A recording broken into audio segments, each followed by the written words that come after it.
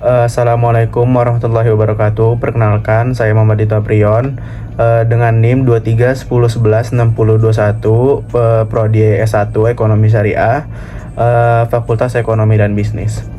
Maksud dari saya membuat video ini adalah untuk menjelaskan jawaban di UAS Keuangan Publik Syariah. Yang pertama ada sumber penerimaan pemerintah Islam. Sumber penerimaan pemerintah Islam dibagi dua, yaitu penerimaan wajib dan penerimaan non wajib. Penerimaan wajib yaitu adalah zakat, karena zakat merupakan kewajiban bagi umat muslim yang memiliki harta tertentu dan telah memenuhi syarat. Zakat dikenakan pada berbagai harta seperti emas, hasil panen, ternak, dan perdagangan. Pendapatan ini kemudian didistribusikan kepada 8 golongan, yaitu zakat, yaitu fakir, miskin, amil, mualaf, rikob, gorim, fisabilillah, dan ibnu sabil. Sesuai dengan At-Taubah ayat 60, tujuan utama zakat adalah menciptakan keadilan dengan membantu kelompok masyarakat yang membutuhkan. Kemudian ada penerimaan non wajib seperti khoroj atau pajak atas tanah hasil taklukan, kemudian jizyah yaitu pajak yang dibayar oleh non muslim sebagai imbalan perlindungan. Kemudian ada ghanimah atau harta rampasan perang, dan fai yaitu harta yang diperoleh tanpa peperangan seperti hasil perjanjian damai. Selain itu ada sedekah dan wakaf yang juga menjadi bagian dari penerimaan negara yang dikelola untuk kepentingan umum seperti membangun fasilitas pendidikan, kesehatan, dan infrastruktur lainnya. Sumber-sumber penerimaan ini digunakan oleh negara untuk memenuhi kebutuhan masyarakat, mendukung pembangunan, dan menjaga stabilitas ekonomi sesuai dengan prinsip syariat Islam. Kemudian ada kebijakan anggaran belanja dalam Islam untuk transparansi. Dalam Islam, pengelolaan anggaran negara harus berlandaskan amanah dan keadilan. Pemimpin wajib menggunakan uang negara secara efisien dan hanya untuk kepentingan rakyat, seperti bantuan bagi yang membutuhkan, untuk pendidikan dan keamanan.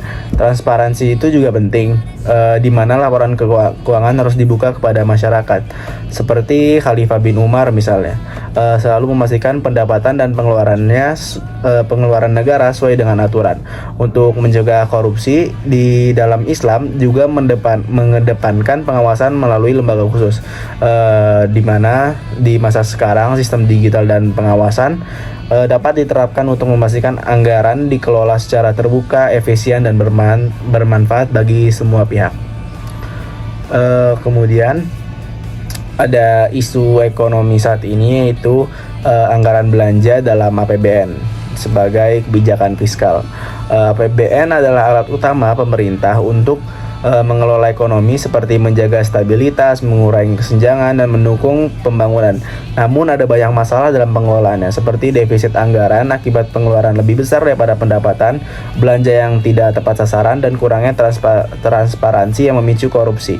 Untuk mengatasinya, pemerintah perlu fokus pada belanja prioritas seperti pendidikan dan kesehatan, serta meningkatkan transparansi melalui sistem digital dan pengawasan yang ketat. Selain itu, mencari sumber pendapatan alternatif seperti investasi dan pengelolaan sumber daya alam yang baik dapat mengurangi ketergantungan pada utang. Dengan langkah ini, APBN dapat benar-benar mendukung kesejahteraan masyarakat dan pertumbuhan ekonomi. Pembiayaan pemerintah memiliki 3 fungsi utama, yaitu stabilisasi ekonomi. Stabilisasi ekonomi adalah menjaga kestabilan harga, inflasi, dan pertumbuhan ekonomi melalui kebijakan fiskal dan moneter. Kemudian ada distribusi pendapatan, yaitu mengurangi kesenjangan ekonomi dengan memberikan subsidi, bantuan sosial, dan program kesejahteraan masyarakat. Yang terakhir ada alokasi sumber daya alam, yakni memastikan pengelolaan anggaran difokuskan kepada sektor yang strategis seperti pendidikan, kesehatan, pembangunan infrastruktur, dan ketahanan pangan untuk meningkatkan kualitas hidup masyarakat. Kemudian ada susunan kegiatan untuk mencapai kesejahteraan ekonomi dan karakternya. Yang pertama ada produksi. Produksi merupakan proses menciptakan barang dan jasa yang dibutuhkan masyarakat. Produksi harus dilakukan dengan efisien, memanfaatkan teknologi, dan menggunakan sumber daya alam secara bertanggung jawab agar dapat berkelanjutan. Kemudian ada distribusi. Proses mendistribusikan hasil produksi kepada masyarakat secara adil.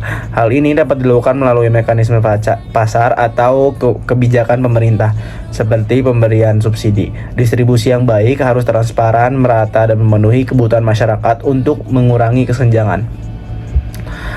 Yang ketiga ada konsumsi, pemanfaatan barang dan jasa untuk memenuhi kebutuhan masyarakat. Kemudian konsumsi harus dilakukan secara bijak untuk menghindari pemborosan dan fokus kepada kebutuhan yang benar-benar penting. Pola konsumsi yang hemat dan efisien dapat mendukung keberlanjutan ekonomi. Selanjutnya, 3 pihak yang berkompeten dalam pengembangan. Yang pertama ada pemerintah. Sebagai pengatur utama, pemerintah bertugas membuat kebijakan yang mendukung pertumbuhan ekonomi, menciptakan lapangan kerja, serta mengelola sumber daya dan anggaran negara. Yang kedua ada swasta, berperan sebagai mitra pemerintah dalam investasi, inovasi teknologi, dan menciptakan lapangan kerja untuk meningkatkan daya saing ekonomi nasional.